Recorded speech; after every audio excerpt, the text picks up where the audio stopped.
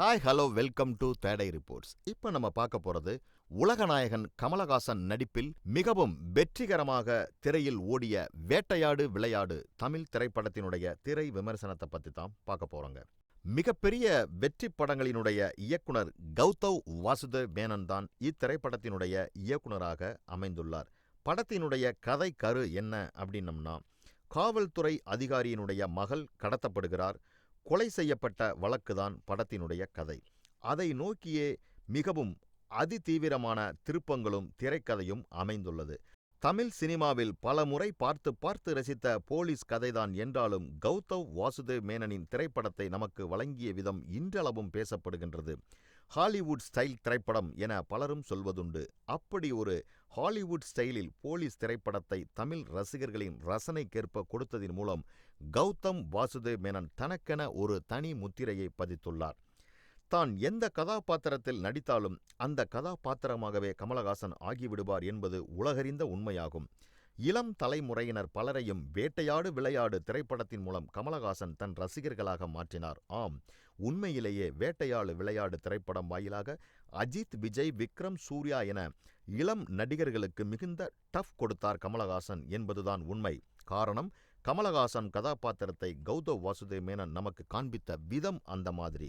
படத்தினுடைய ஆரம்ப காட்சியிலேயே ஒரு அதிதீவிரமான டயலாக் ஒன்று இருக்கும். அது என்ன அப்படின்னா, என் கண்ணு வேணும்னு கேட்டையாமே, இப்போ நானே வந்திருக்கிறேன், எடுடா பார்ப்போம் என்று கர்ஜித்ததில் தொடங்கி இறந்து போன தன் மனைவியினுடைய அருகில் கண்ணீர் விட்டு கதறியாகட்டும், படத்தினுடைய இறுதி காட்சியில் வில்லன்களில் ஒருவரை அடித்து வீழ்த்திவிட்டு, சின்ன பசங்களா யாருகிட்டடா உங்க விளையாட்டை காட்டுறீங்க என்று வசனம் பேசுவதாகட்டும், அனைத்திலுமே இதுவரை பார்த்திராத கமலஹாசனைத்தான் நாம் பார்க்க முடிந்தது.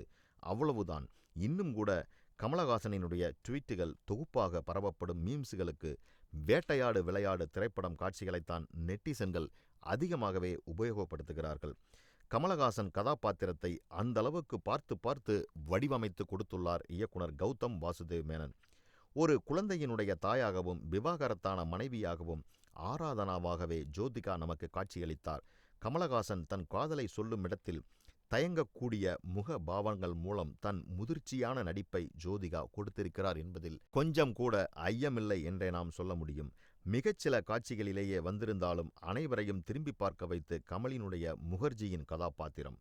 வலுவான திரைக்கதைக்கு கூடுதல் வலு சேர்ப்பதாக அமைந்துள்ளது ஹாரிஸ் ஜெயராஜினுடைய பின்னணி இசை.